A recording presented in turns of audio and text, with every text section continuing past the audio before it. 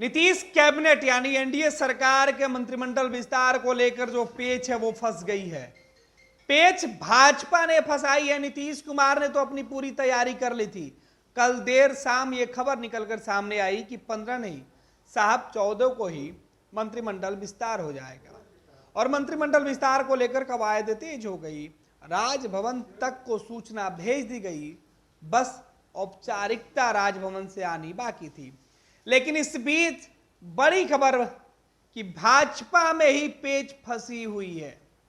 BJP अपने संभावित मंत्रियों के नामों की सूची अब तक सामने नहीं ला पाई है।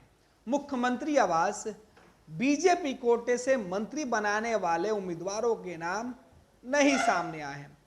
लिहाजा जेडीयू के कोशिश के बावजूद भी अब आज मंत्रिमंडल पर तलवारें लटक रही है।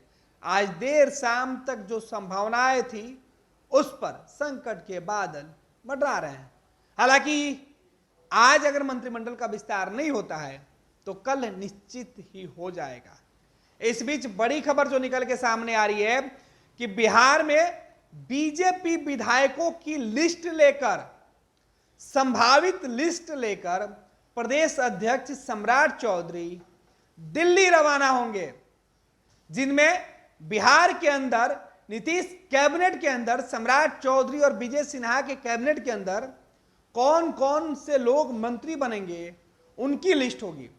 दरअसल बिहार में एनडीए की जो सरकार है उस सरकार में कई ऐसे सहयोगी दलों को भी एडजस्ट करने की कोशिश की जा रही है। मंत्रियों की सूची में उन बागी विधायकों को भी एडजस्टमेंट करना है जिनको बताया गया था कि पार्टी छोड़ के आने के बाद लाभ दिया जाएगा। कांग्रेस और राजद के विधायक शामिल हैं जो बागी हुए थे और वो भाजपा को सपोर्ट कर रहे थे। ऐसे में उनकी जो डिमांड थी उस डिमांड को लेकर बीजेपी के अंदर जो पेच है वो फंसी हुई है। अगर राजद और कांग्रेस से आए हुए विधायकों को मंत्रिमंडल में जगह दी जाएगी तो फिर भाजपा के जो विधायक हैं वो क्या करेंगे, विधान परिषद के सदस्य वो क्या करेंगे। बीजेपी के अंदर अंदरूनी कलह जो दिखाई पड़ रही है उसे शांत करने के लिए यह डिले हो रहा है। बीजेपी में अगर वर्तमान में अगर बागियों को मंत्री बना दिया जाएगा तो बवाल मच जाएगा। पार्टी के विधायक मोर्चा खोल देंगे। बीजेपी के विधायक मोर्चा खोलेंगे तो लोकसभा चुनाव में नुकसान होगा, इमेज अलग ही खराब होगा। यही वजह है कि बीजेपी ने अपने संभावित मंत्रियों के नामों की सूची के साथ प्रदेश अध्यक्ष को दिल्ली तलब किया है।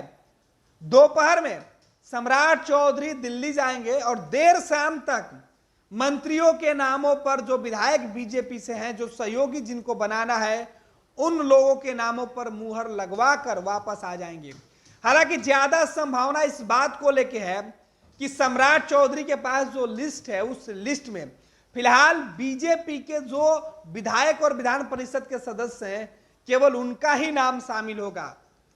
क्योंकि आज मंत्रिमंडल विस्तार की जो लिस्ट बन रही थी या जो लिस्ट लेकर सम्राट चौधरी दिल्ली जा रहे हैं उस लिस्ट के बावजूद भी अगर मंत्रिमंडल विस्तार देर शाम या फिर अगले सुबह 15 मार्च को अगर मंत्रिमंडल विस्तार होता है तो ये संभावनाएं बरकरार रखी जाएगी कि अन्य कई लोगों को तीसरे मंत्रिमंडल में एडजस्ट किया जा सके और वो चुनाव के बाद होगा। अगर जो लोग दूसरे मंत्रिमंडल विस्तार में नाराज हो जाते हैं, छूट जाते हैं, उनको मनाने के लिए भाजपा और जेडीयू के तरफ से जो मंत्रियों की सूची तैयार की जाएगी उसमें कुछ ऐसे विभाग खाली रखे जाएंगे जिसमें बाद में मंत्रियों को भरा जा सके। यही वजह है कि इन तमाम कयासों के बीच, तमाम वहापों की स्थिति के बीच बीजेपी अपने विधायकों को मंत्री बनाने की जो सूची है वो केंद्रीय नेतृत्व से सहमति मिलने के बाद सीएम आवास भेजेगी और मुख्यमंत्री का यह विशेषाधिकार होता है कैबिनेट का विस्तार करें। मुख्यमंत्री नीतीश कुमार कैबिनेट विस्तार करेंगे। जेडीयू की सूची उनके पास पहले से तैयार है। नीतीश कुमार जनता दल यूनाइटेड के विधायकों के साथ साथ विधान परिषद के सदस्यों को भी मंत्री बनाएंगे। हालांकि नीतीश अपने हिस्से में जेडीयू के कोटे में जो 2020 के जो फॉर्मेट था जेडीयू के मंत्रियों की, जिन विधायकों को मंत्री बनाया गया था, वो फॉर्मेट एज इट इज रहेगा। एक दो नाम आगे पीछे हो सकते हैं, लेकिन उससे इतर भाजपा में जो हाल में 2024 के अंदर महागठबंधन सरकार टूटने के बाद नीतीश और बीजेपी की जो दोस्ती हुई, इस दोस्ती में जो नए जो लोग आए, नई जो दोस्ती हुई थी, उसमें नए नए लोगों को लाया गया। और ये विधायक कांग्रेस के थे, कांग्रेस के 2 विधायक टूट कर आए हुए हैं, राजद के विधायक आए हुए हैं, 5 विधायक ऐसे हैं राजद के जिनमें कई खुद दावा कर चुके हैं कि मंत्री बनाए जा सकते हैं।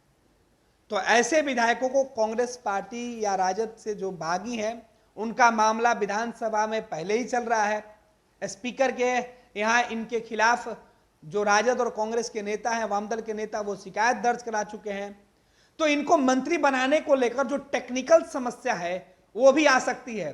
तो तकनीकी समस्याओं से इतर अगर भाजपा चाहे तो मंत्री बना सकती है, लेकिन उसके लिए उन सभी लोगों को इस्तीफा दिलाना होगा। मामला विधानसभा स्पीकर के पास है। इधर कांग्रेस और राजद ने यह साफ कर दिया है कि वो किसी भी सूरत में अगर स्पीकर से न्याय नहीं मिलता है, विधानसभा अध्यक्ष अगर न्याय नहीं देते हैं, तो अपने विधायकों की शिकायतों को लेकर वो सुप्रीम कोर्ट तक जाने के लिए तैयार है। तो टेक्निकल समस्या जो है मंत्रिमंडल में राजद और कांग्रेस से लाए हुए विधायकों को मंत्री बनाने को लेकर फंसी हुई है। दूसरे तरफ सबसे ज्यादा दबाव भाजपा के ऊपर है। नीतीश ने अपने तरफ से यह साफ कर दिया है कि जेडीयू में जिनको मंत्री बनाना है उनकी लिस्ट सूची तैयार है, और जेडीयू में मुख्यमंत्री नीतीश कुमार जब से राष्ट्रीय अध्यक्ष बने हैं तब से किसी प्रकार का कोई विरोधाभास नहीं है। जबकि बीजेपी में ही अब जो विधायक हैं वो अपनी नाराजगी और तेवर दिखा चुके हैं। जो पूर्व मंत्री रह चुके हैं 2020 में, उनकी दावेदारी किस तरीके से बढ़ती है, किस तरीके से उनकी दावेदारी बनती है, इसकी चर्चा सम्राट चौधरी पटना से लेकर दिल्ली तक कर चुके हैं। और बीजेपी के एक कद्दावर नेता पहले भी दिल्ली दरबार में हाजिरी लगाकर बता चुके हैं कि बिहार के अंदर हालात किस तरीके से हैं। लिहाजा बिहार में कैबिनेट विस्तार से पहले दिल्ली में आज हाजिरी लगाने के लिए सम्राट चौधरी जा रहे हैं। और सम्राट चौधरी जिस लिस्ट के साथ दिल्ली पहुंच रहे हैं, उस लिस्ट में कई बीजेपी के पुराने विधायक हैं, वरिष्ठ विधायक हैं, जिनको वापस मंत्री बनाने की बात कही जा रही है। अब देखना होगा कि केंद्रीय नेतृत्व की तरफ से किन किन चेहरों पर भरोसा दिखाया जाता है, किन के ऊपर मुहर लगती है। लिहाजा आज जो मंत्रिमंडल विस्तार की खबरें थी, उसमें अब डीले होने की खबरें निकल के सामने आ रही है। यानी सम्राट दिल्ली से जब तक लौटेंगे नहीं, तब तक बिहार में मंत्रिमंडल विस्तार पर संकट का बादल मंडराता रहेगा। अब देखना है कि मंत्रिमंडल का विस्तार आज होता है या फिर 15 मार्च को देर शाम या दोपहर तक। पैनोरमा ग्रुप, जो सोचता है वो करता है। ये लो मुंह मीठा करो, आज मैंने अपना जॉब छोड़ दिया, अब हम पूर्णिया वापस जाएंगे। जॉब छोड़ दिया है?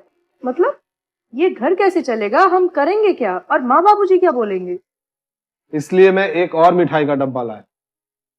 अपने बिजनेस के लिए लोन अप्रूव हो गया। अरे लोन अप्रूव हो गया वो तो ठीक है, लेकिन पूर्णिया में हम रहेंगे कहाँ? अपना घर भी तो नहीं है वहाँ। इसलिए तो एक और मिठाई का डब्बा अलग से लाया हूँ।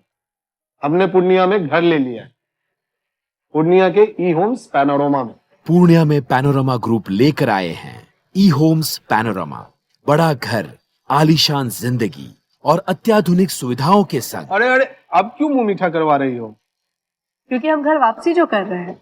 घर वापसी की खुशी पूर्णिया में ई होम्स पैनोरमा के संग। E homes panorama, luxurious lifestyle redefined.